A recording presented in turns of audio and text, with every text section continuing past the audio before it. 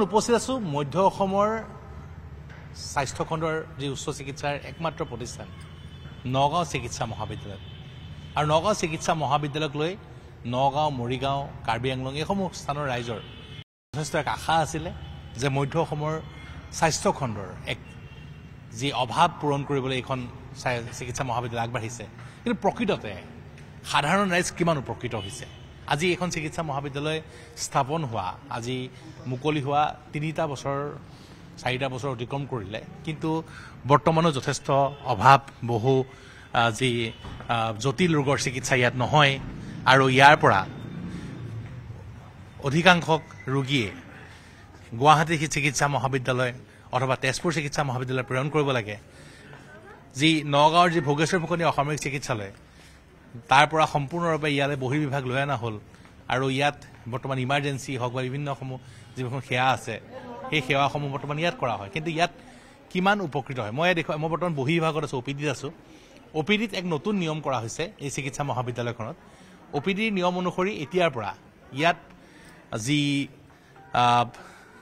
অপিডিৰ যি টিকেট যি কটা হয় সেয়া মাত্ৰ অনলাইন সেৱাত অনলাইনত কটা হ'ব অৰ্থাৎ ইউপিআই পেমেণ্ট কৰা হ'ব আৰু এই কথাই ইয়াৰ যিসমূহ দুখীয়া ৰোগী যথেষ্ট অসুবিধাত পেলাইছে কাৰণ যি অপিডিত যি অনলাইন কৰা হৈছে যি বৰ্তমান ইয়াত মই দেখুৱাইছোঁ এইটো অপিডি এইটো বহিৰ্বিভাগ চিকিৎসা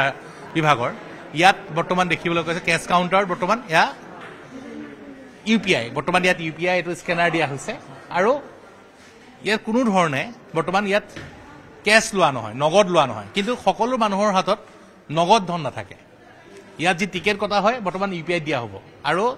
এই কথা বতৰা হ'ব কাৰণ সকলো মানুহে বৰ্তমানেও ইউপিআই পেমেণ্ট নকৰে আৰু এই যি ব্যৱস্থা কৰিছে এই ব্যৱস্থাই কিন্তু সাধাৰণ ৰাইজক যথেষ্ট দুৰ্ভোগ ভোগাইছে আপোনালোকে অপিডি তাত দেখুৱাবলৈ আহিছে ডক্টৰ দেখুৱাবলৈ আহিছে মানে ইয়াততো বহুত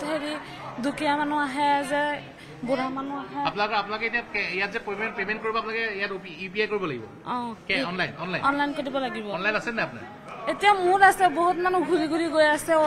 নাই অনলাইন দিব নোৱাৰে দুখীয়া মানুহ কেনেকে দিব মোবাইল নাই মোৰ ক'ৰ পৰা দিম এতিয়া নিশ্চয় এতিয়া তোকালে ঘূৰি আছো নিনে এতিয়া মোবাইল নাই আমাৰ নামানে 10 টকাৰ কাৰণে এতিয়া আপুনি 10 টকা নাই এইটো এতিয়া ইচিজি কৰিব লাগে এইটো ইউপিআই সব ইউপিআই লাগে সকলো ইউপিআই ইয়াত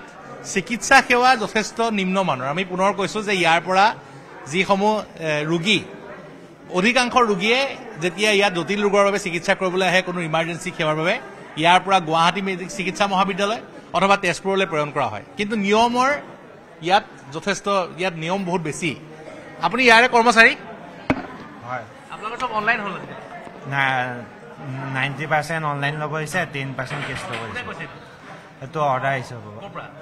প্ৰিন্সিপাল হয় নতুন প্ৰিন্সিপাল হয় বিষ্ণুৰাম দাস ডক্টৰ নগাঁও চিকিৎসা মহাবিদ্যালয়ত এগৰাকী নতুন অধ্যক্ষ যোগদান কৰিলে তেওঁ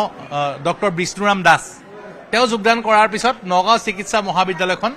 আৰু গতিশীল হ'ব বুলি যি চিকিৎসা মহাবিদ্যালয় কৰ্তৃপক্ষ বা স্বাস্থ্য বিভাগে আশা কৰিছিলে আৰু সেই আশাতে তেওঁক ইয়াত এপইণ্টমেণ্ট দিয়া হৈছিলে তেওঁক ইয়াত নিযুক্তি দিয়া হৈছিলে তেওঁক নগাঁও চিকিৎসা মহাবিদ্যালয়ৰ দায়িত্ব দিয়া হৈছিলে কিন্তু তেওঁ অহাৰ পিছত নগাঁও চিকিৎসা মহাবিদ্যালয়ৰ কোনো সলনি নহ'ল নগাঁও চিকিৎসা মহাবিদ্যালয়ত কোনো জটিল ৰোগৰ চিকিৎসাৰ কোনো ধৰণৰ ইয়াত উন্নতি নহ'ল কোনো ধৰণৰ নতুন সেৱা নাহিল তাৰ পৰিৱৰ্তে নাভূত নাচুত কিছুমান কাম কৰিবলৈ ল'লে এতিয়া ইউপিআই পেমেণ্ট কৰিবলৈ দিছে সকলো ইউপিআই অনলাইন ল'বলৈ দিছে অধিকাংশ দুখীয়া ৰোগী কিন্তু ইয়ালৈ চিকিৎসা মহাবিদ্যালয় এখনলৈ সাধাৰণতে চৰকাৰী চিকিৎসাৰ বাবে ধনী মানুহ খুব কম আহে তেওঁলোকে ধনী মানুহে নাৰ্ছিং হোমলৈ যায় বা বিভিন্ন ব্যক্তিগত খণ্ডৰ চিকিৎসালয়লৈ যায় যিসকল দুখীয়া ৰোগী তেওঁলোক সদায় চিকিৎসা মহাবিদ্যালয়লৈ আহে চৰকাৰী চিকিৎসা তেওঁলোকে সেৱা ল'বলৈ আহে কাৰণ তেওঁলোকৰ হাতত পৰ্যাপ্ত ধন নাথাকে আৰু সেইসকল ৰোগীক ইউপিআই থ্ৰুৱেদি অনলাইনৰ থ্ৰুৱেদি যি ধন দিয়াৰ যি নিয়ম কৰিছে সেই নিয়মে যথেষ্ট বিপদত পেলাইছে নগাঁৱৰ ৰাইজক আৰু এই নাভূত নাচুত এইসমূহ নিয়মে কিন্তু নগাঁৱৰ ৰাইজক যথেষ্ট বিপদত পেলাইছে কোনো ধৰণৰ উপকৃত হোৱা নাই ৰাইজ চিকিৎসা মহাবিদ্যালয়খনত যিসমূহ জটিল সেৱা আনিব লাগে এগৰাকী নতুন অধ্যক্ষ আহিছে তেওঁৰ দায়িত্ব আছিলে নগাঁও চিকিৎসা মহাবিদ্যালয়ত যি প্ৰায়ে যি অভিযোগ উঠে যে ইয়ালৈ জটিল ৰোগত চিকিৎসাৰ বাবে যিসকল ৰোগী আহে তেওঁলোকক যি বাহিৰলৈ পঠিয়াব লাগে নগাঁৱত চিকিৎসা নহয় যি গুৱাহাটী মেডিকেল কলেজলৈ ৰেফাৰ কৰিব লাগে দুৰ্ঘটনাত আক্ৰান্ত হৈ পেলাই আহে যথেষ্ট এক ভয়ংকৰ পৰিস্থিতি আহে সেইসকলক ইয়াৰ পৰা গুৱাহাটীলৈ পঠিয়াই হয়তো 8 বাৰতে মৃত্যু হয় যাৰ কাৰণে এখন চিকিৎসালয় ইয়াত স্থাপন কৰা হৈছিলে সেইসমূহ সেয়াৰ উন্নতি কৰাৰ কথা তেওঁ চিন্তা কৰা নাই নতুন অধ্যক্ষগৰাকীয়ে এইসমূহ নিয়ম কৰিছে যিসমূহ নিয়মে পুনৰ ৰাইজক বিপদত পেলাইছে আৰু নগাঁও চিকিৎসা মহাবিদ্যালয়ৰ ভিতৰত কি ঘটি আছে সকলো বাতৰি আজি আমি কৰিম আৰু সকলো দিশ আমি দেখুৱাই যাবলৈ চেষ্টা কৰিম আপুনি বিচৰা বাতৰি পাব কেৱল নিউজ 18 এপত